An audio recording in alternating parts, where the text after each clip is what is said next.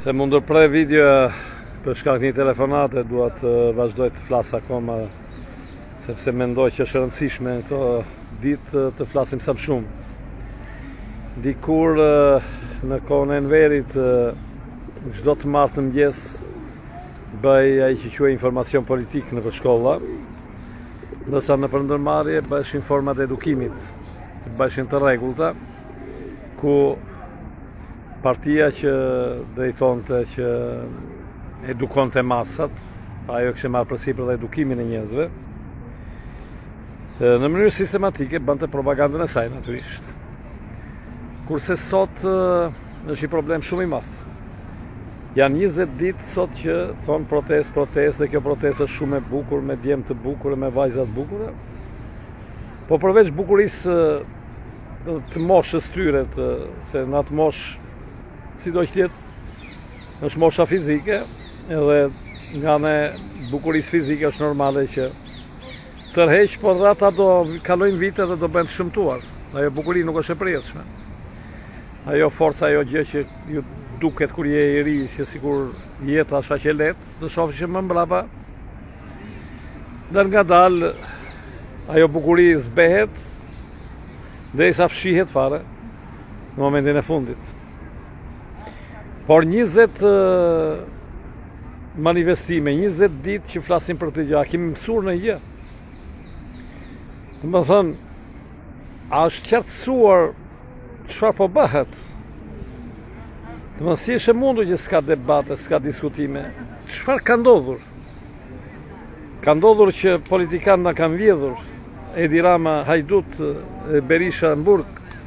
Këto dieshin edhe para 1 viti, edhe para 2 vite, edhe para 5 vite. Pse precipituan tani? Çfarë ka ndodhur? Pra, informacioni apo dija që të kuptosh shkakun është kryesori që të propozosh pastaj zgjidhjet e situatave. Unë kam sjellur video tjera për ta përmbledhur në 2 fjalë dhe për njerëzit në mënyrë më të thjeshtë. Çfarë ka ndodhur në Shqipëri, pse arritëm në këtë pikë? Përtej faktit të korrupsionit, që është një instrument i sistemit fundfare, që sistemi të funksionojë. Sepse në fundit korrupsioni apo vjedhjet, ato janë thjesht ndikojnë te shpërndarja. Ndikojnë tek statistika numerike, si thuaç sa njerëz janë të varfër, sa janë të pasur, sa kanë shumë para, sa kanë pak para. Por domethënë, nëse s'ju japim shumë rëndësi emrave, që themi është Edi Rama që ka vjedhur, apo është Ilir Meta, apo është Sali Berisha, po t'i quajmë të gjithë njerëzit ju vëmë nga një numër, është pak e rëndësishme, domethënë del që shumë njerëz janë varfruar dhe një pakisë shumë e vogël jeton mirë. Edhe shumë jemi vjedhur dhe shumica që pjesa më e madhe e vjedhjes është bërë nga jashtë shtetit, pra nga ndërkombëtarët. Kjo është aritmetika.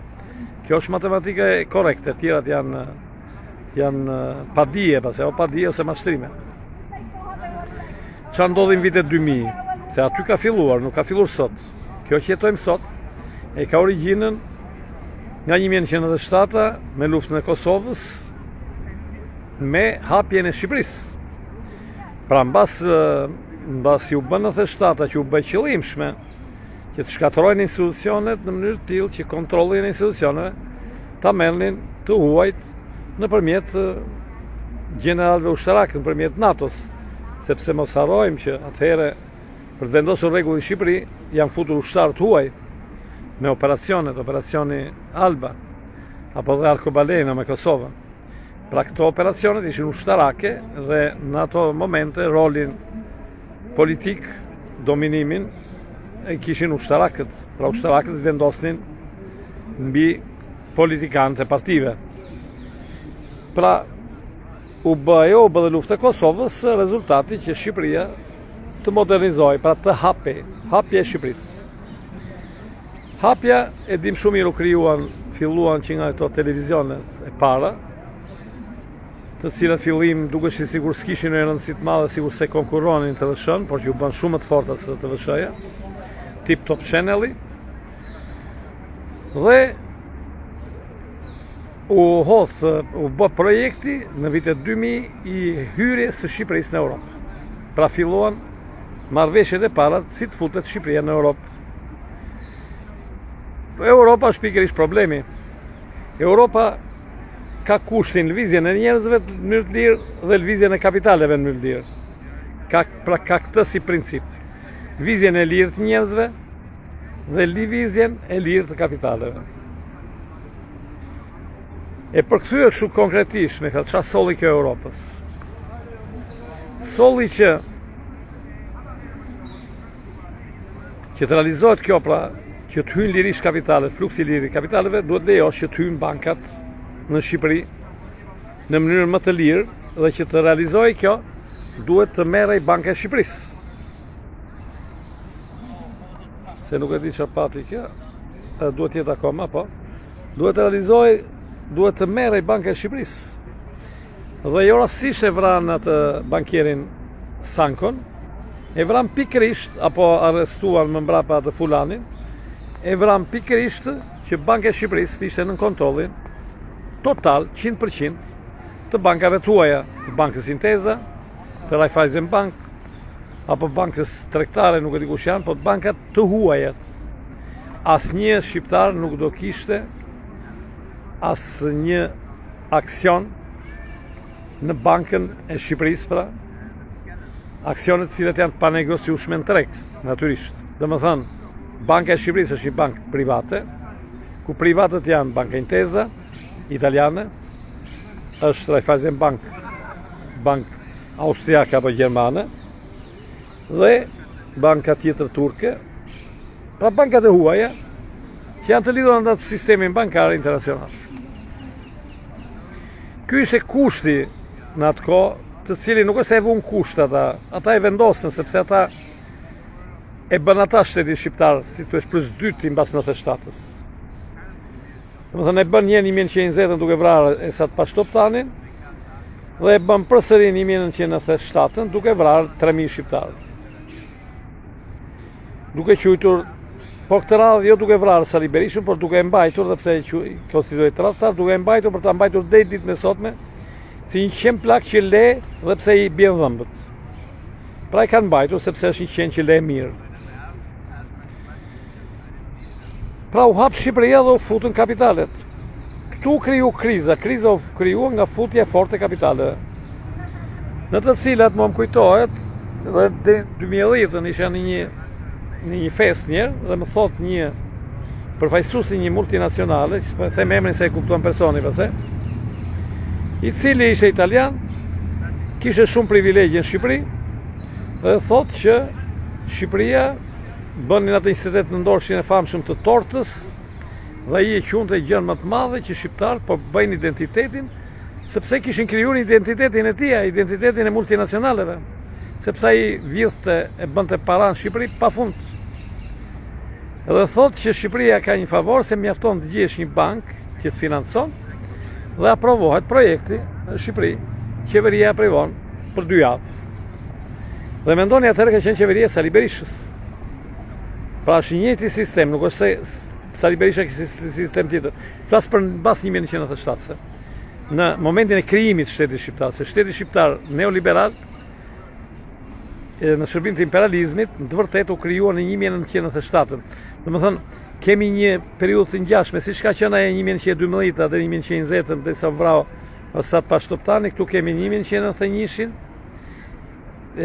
kur u bë pluralizmi politik, deri 1997, pra është periudha ngjashme me atë të Kongresit Lushës, ku vendoset përfundimisht sundimi neoliberal. Futja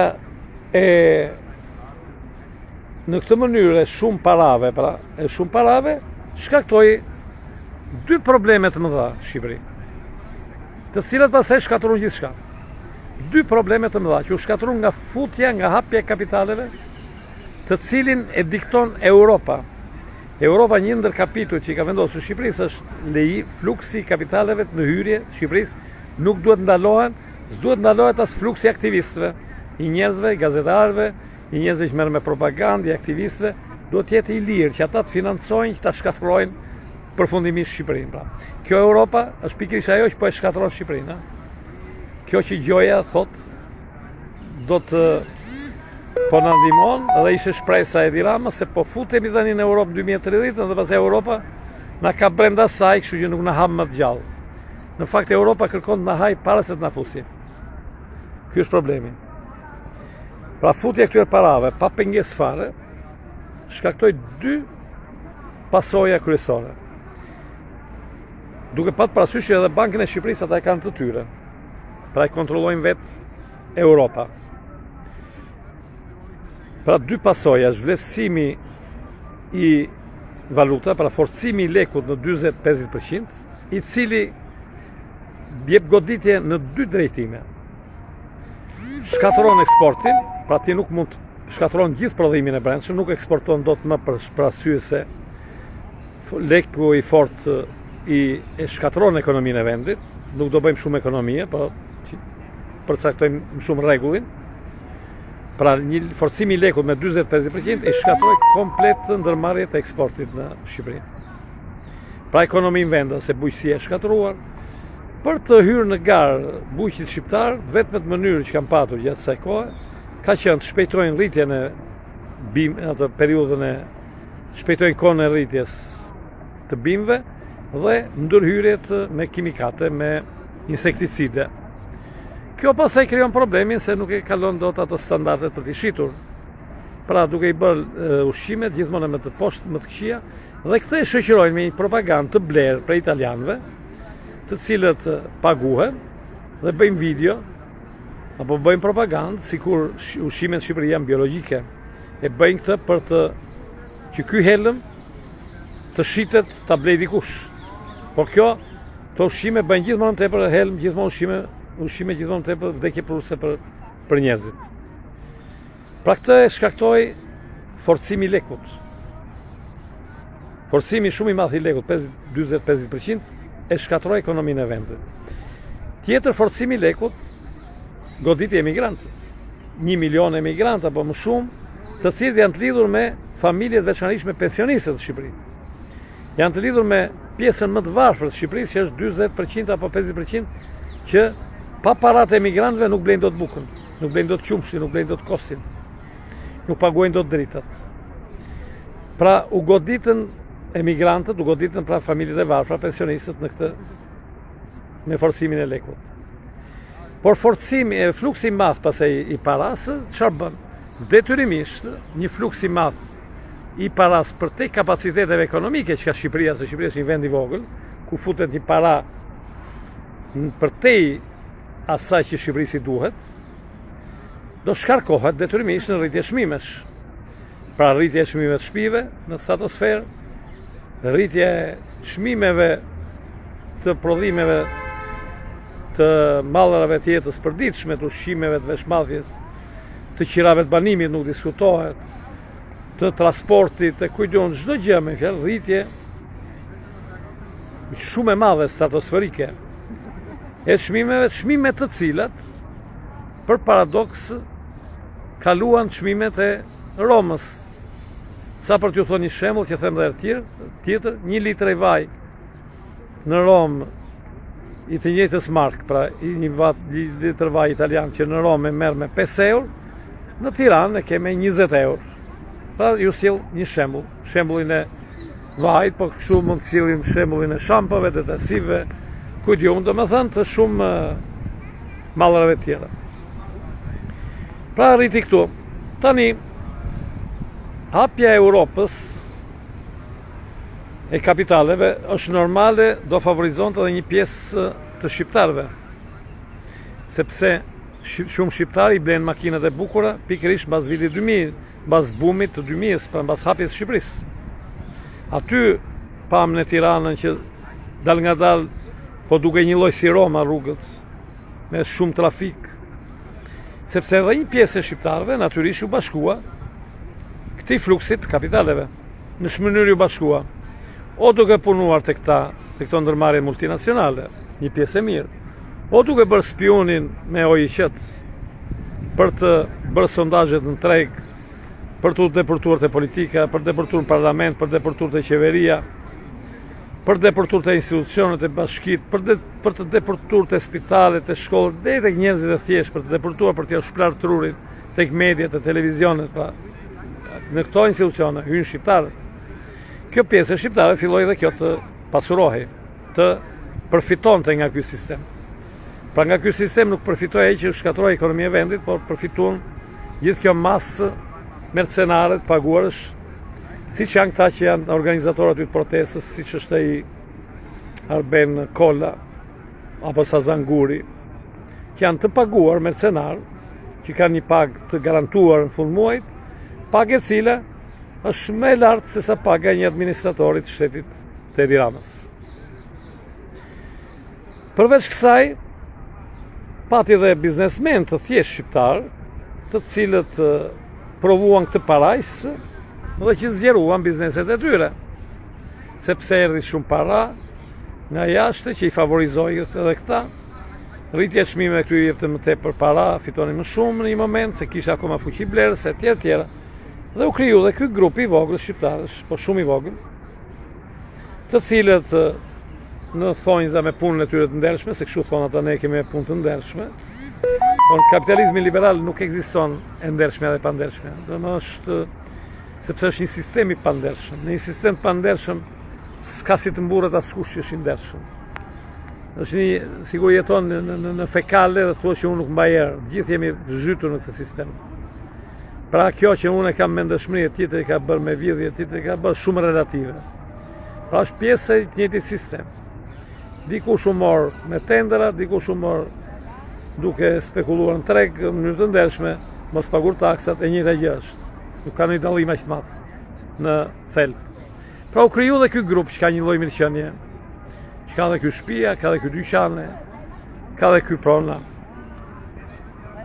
Gjithmonë duke u varfëruar pjesa më e madhe e shqiptarëve, gjithmonë duke u varfëruar. Tjetër, është normale, me fluksin e kapitalit do hyni dhe shumë para në të zezë. Ku do hynte paraja e shqyqytur e pandershme, e bërë me shitje të gjërave të ndaluara, siç është droga, sigur janë cigaret, po themi sigur janë, ku diun, tregtia e anëve, ku diun, domethënë gjithë këto mallat kontraband, alkooli. Pra gjëra që janë të ndaluara, që ti riciklimi i paras e tjera. Pra do futet dhe paraja e punëtorëve, natyrisht, e njerëzve që punojnë në kantietet e ndërtimit, e gravet që pasojnë shtëpiat, e infermiereve që mbajnë smurin në spital, e gjithë këtyre shqiptarëve do futet edhe kjo, pra futet në këtë fluksin e paras. Pra gjithë kjo para është e gjitha e përzier, domethënë kur ty të bie 50 euro, që ti nuk e kupton se ka ardhur nga Lat Kosturi që ka bërë mësime private në Itali, apo ka ardhur nga një punëtor që ka bërë atë terracën në një pallat në ndërtim, apo të ka ardhur nga një njeri që vjedh autobusave nëpër xhepa, apo nga një shpërndan drogë, apo nga një që vret njerëz, apo nga një miliarder që e pret paran vet dhe që ka shfrytzuar për 300 vjet njerëzit nga një multinacionale, domethënë ti origjinën asaj paraje. Ti nuk e di, në momentin që të vinë gjë, ti thua ka hyrë, po futet para. Dhe futja e kësaj paraje pikërisht krijoi probleme dhe u dha alarmi kur hyri miliardari Kushner, dhëndëri Trumpit. Ai që një pretekst në vërtet, sepse po ta vini re, ditën e parë u fol për Ivanka Trumpin, pasi u hoqën gjithë kartelat. Nuk keni më i parull më të Ivanka Trumpit. Bëni pyetjen pse s'ekzistojnë më. Sepse dhe Ivanka Trump, Donald Trump janë në këtë janë me këtë projekt. Ta nuk janë kundër kësaj që po ndodh në Shqipëri. Janë me këtë që po ndodh në Shqipëri, kanë qenë gjithmonë me procesin neoliberal në Shqipëri, e në Ballkan, e në botë, kudo. Është ana tjetër e kapitalizmit liberal. Ai i është shqytur kapitalizmi konservator në Amerikë. Është faqja tjetër, me dy medalje. Pra aty u dha alarmi që ky fluks parash ka një kufi. Pra unë kështu e kuptoj nga ana gjërat me fjalë kur shkojnë në një drejtim, detyrimisht aktivizohet drejtimi i kundërt. Aktivizohet në mënyrë natyrale. Si ajo susta që ti e hap dhe pastaj e hap deri në far pike, o do kputet o do rikthehet në ekuilibër ku ishte përpara. Edhe kjo është e njëjta gjë. shkon në një drejtim një drejtim, derisa kjo po shkaktonte largimin e njerëzve, varfërimin shumë të madh gjithë njerëzve, pra po krijonte një Shqipëri ku do ishte elita, këto padronët e elitës, po s'do kishin as kamerier, as guzhinier, dhe ata do iknin. Pra këtu them unë arsye vërtet e kësaj, që jepet ky alarm që si do zgjidhet kjo krizë. Kjo krizë zgjidhet duke skllavëruar njerëzit natyrisht. Kemi arritur deri këtu.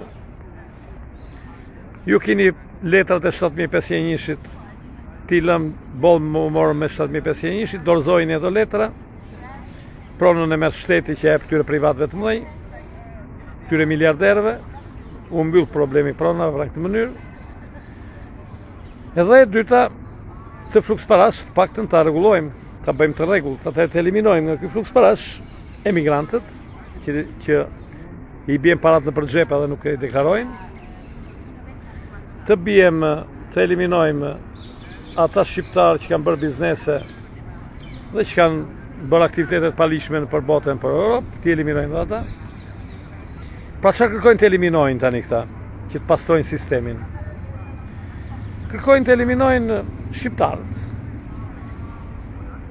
Pra ata shqiptarë që ne i quajmë të këqinj, na kanë vjedhur, na kanë grabitur, maskarejnë, t'i varin, t'i presin, dhe këta dhe atë po duan, dhe kanë bërë dhe spakun si instrument për t'i goditur.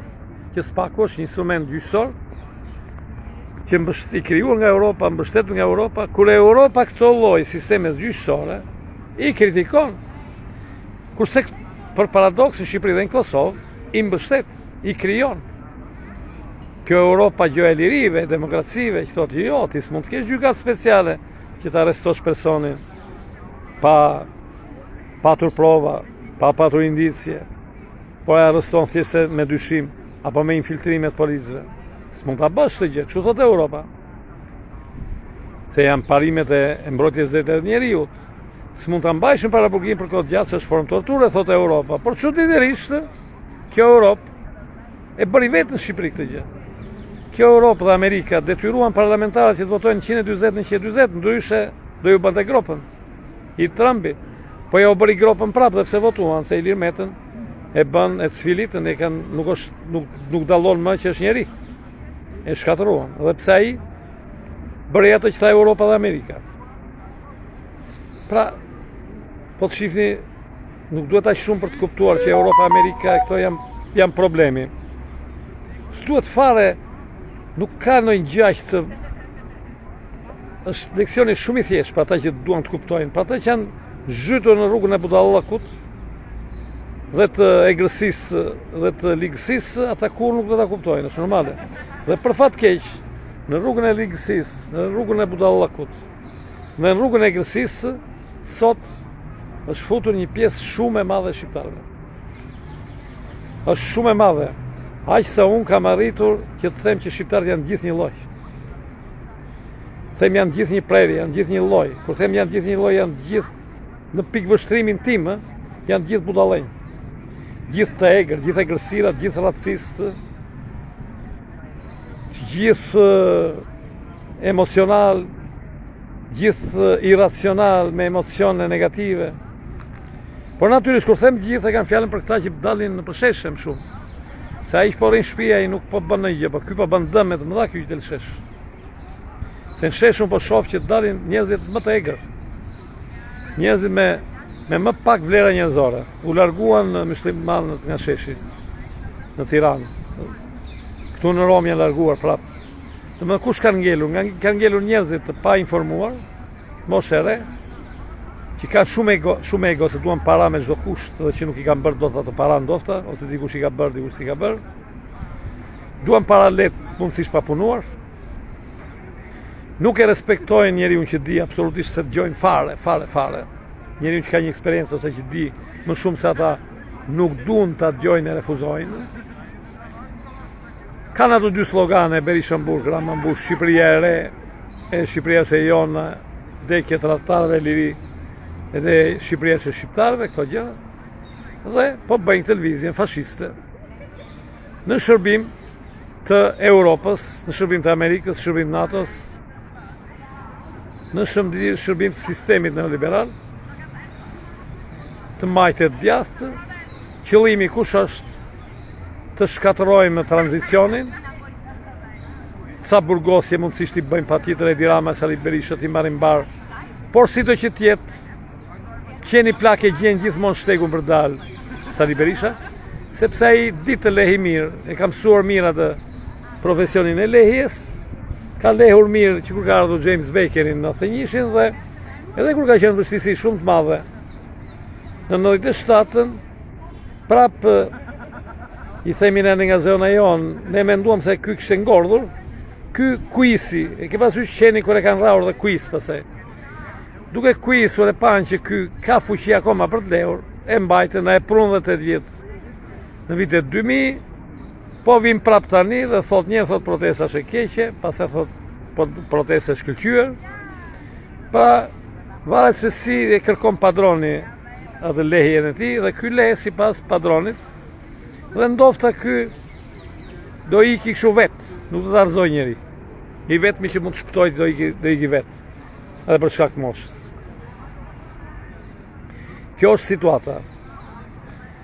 Këto protesta janë protestat e elitës, janë protestat kundër shqiptarëve, dhe pse propozohen sikur janë pro shqiptarëve, pra këta dalin me Shqipërinë, po këto thonë Shqipëria e shqiptarëve, e atyre shqiptarëve servil, shqiptarëve të veseve të poshtra, shqiptarëve të tipit të Marin Memës, të Eleni Kocaqit, të Altin Goxhajt, të Alfred Sakos, të Grida Dumës, të Blendi Fevziu, të kujdun, të asaj Sidore Lagjonajt, të këtyre shqiptarëve, po jo shqiptarëve si Lat Kosturja, apo shqiptarëve tjerë, apo punëtorit të kantierit.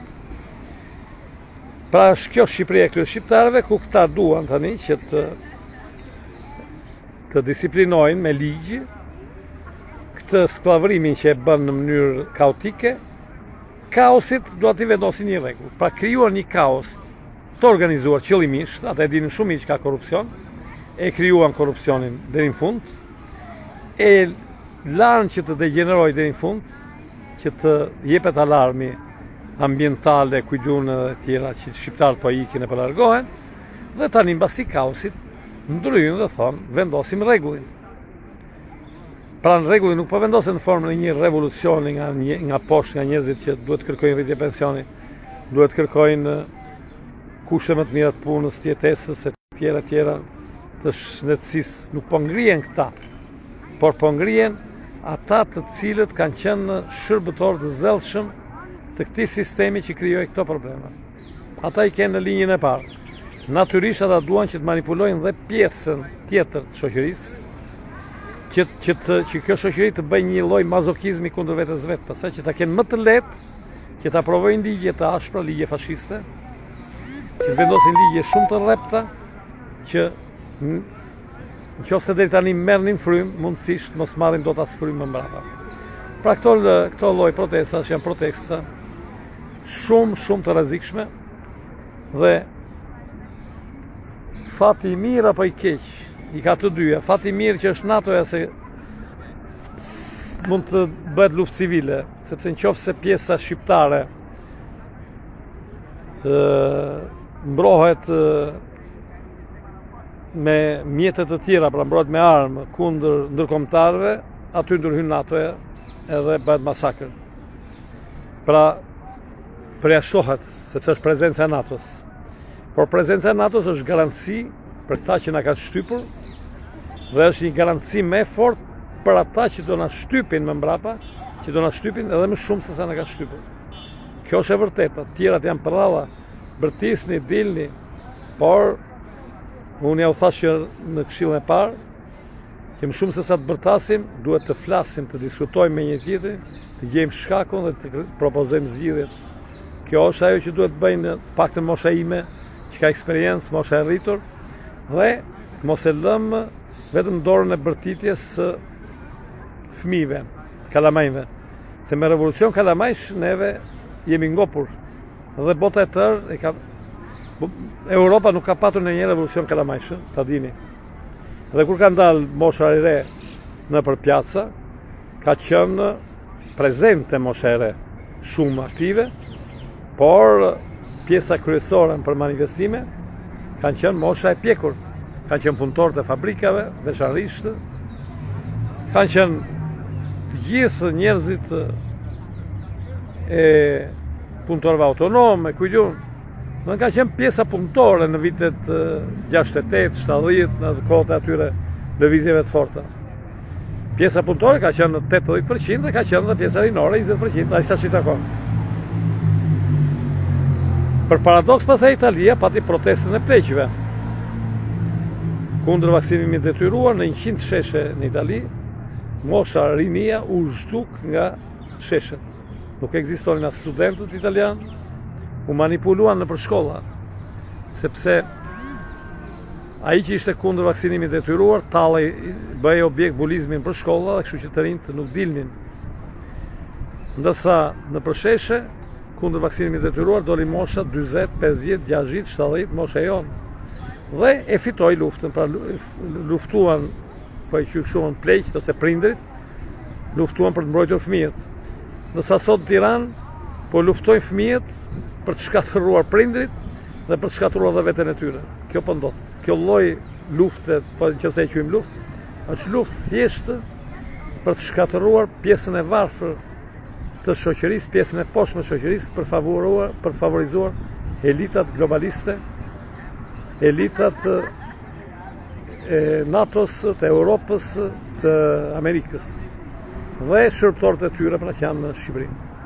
Por shërbëtorët të cilët përdoren dhe ju vinë radha dhe hidhen pas në koshin e prerave, ere pas ere, hidhen në koshin e prerave, siç i ka dhur radha Edi Ramës, i cili për të cilin është gati edhe për atë një kosh prerash, sepse vetë edhe ai